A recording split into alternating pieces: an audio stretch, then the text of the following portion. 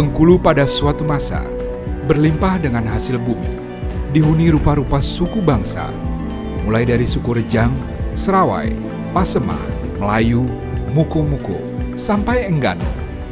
Pada saat yang sama, The Honorable East India Company atau EIC, perusahaan dagang Inggris, mulai tersingkir oleh monopoli VOC Belanda di berbagai penjuru Nusantara. Inggris kemudian terpikat menjadikan Bengkulu sebagai pangkalan perdagangan, tidak lain karena kekayaan alam dan posisi strategis Bengkulu di tengah pantai barat Sumatera. Pada awalnya, Inggris dan masyarakat Bengkulu melakukan interaksi dagang yang setara dan saling menguntungkan. Namun kemudian keserakahan mulai menjangkiti jiwa para pedagang Eropa. Mereka melakukan monopoli untuk mengeruk sebanyak-banyaknya kekayaan alam Bengkulu. Untuk mengawal kepentingan dagangnya, Inggris membangun gudang kemudian benteng pertahanan. Pangkalan dagang Inggris pertama adalah Benteng York yang dibangun sekitar tahun 1685. Situasi alam dan kondisi Bengkulu kala itu yang rawan bencana gempa juga banjir menjadi pemicu wabah kolera dan malaria. Akibatnya bangunan benteng dan barak Benteng York banyak yang rapuh karena air hujan yang terus-menerus masuk ke dalam benteng. Dampaknya, berbagai penyakit yang menyerang prajurit Inggris, seperti wabah disentri, kolera, dan malaria.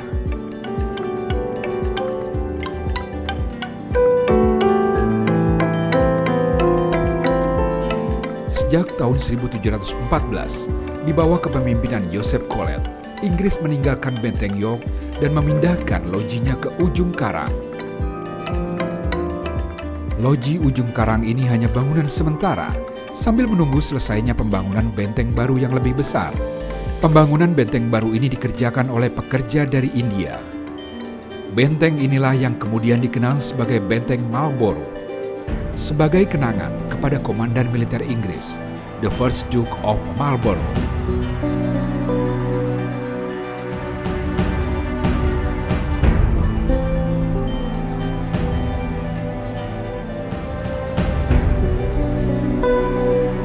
Benteng Marlborough dibangun mulai tahun 1714 sampai 1719 pada masa pemerintahan Gubernur Jenderal yang dijabat oleh Joseph Collet.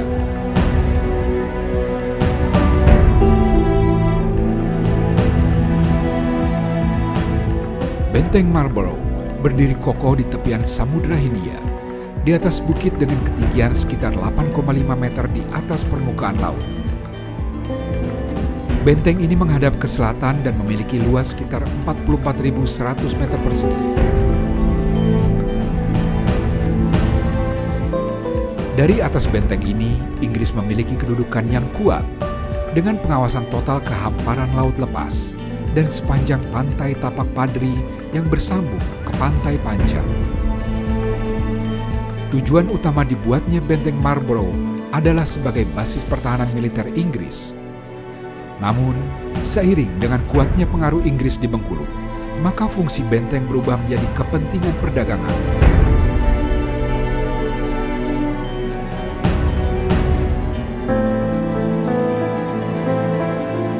Benteng Marlborough dijadikan tempat koordinasi bagi kelancaran suplai lada bagi perusahaan dagang Inggris, East Indian Company, dan pusat pengawasan jalur pelayaran dagang yang melewati Selat Sunda.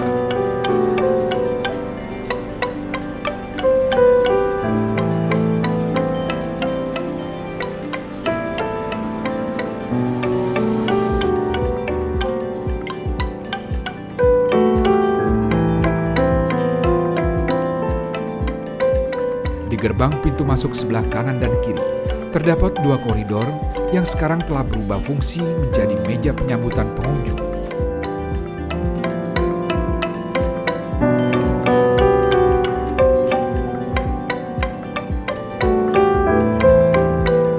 Terdapat pula beberapa gudang penyimpanan mesiu seperti senapan, meriam, dan peluru.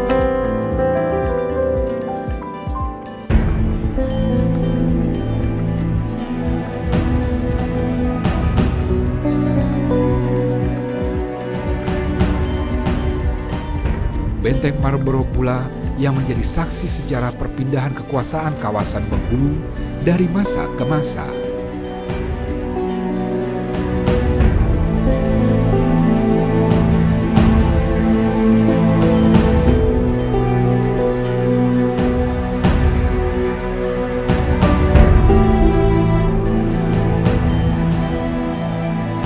Pada 17 Maret 1824, Belanda menyerahkan Malaka dan Semenanjung Melayu kepada Inggris, sedangkan Inggris menyerahkan kekuasaannya di Bengkulu dan seluruh kepemilikan Pulau Sumatera kepada Belanda. Perjanjian tersebut dilakukan pada 17 Maret 1824 di London dan dikenal dengan sebutan Traktat London.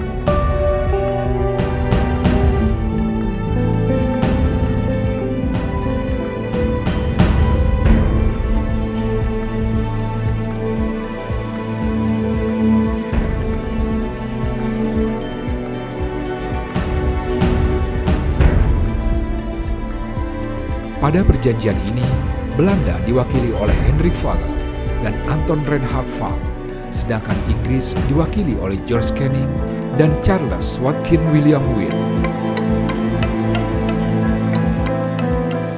Traktat London dilakukan dengan tujuan untuk mempermudah Inggris dan Belanda dalam mengontrol wilayah jajahan masing-masing.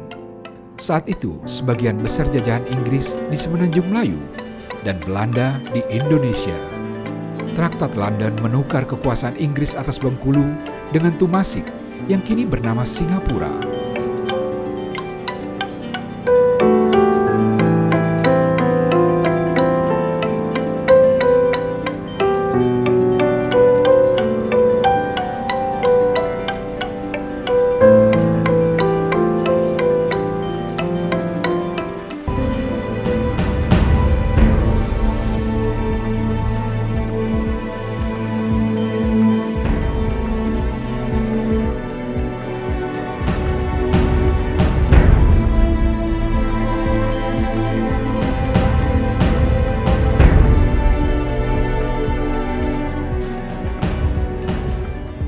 Hingga kini, Benteng Marlborough masih berdiri kokoh sebagai bukti posisi penting Bengkulu pada masa lalu.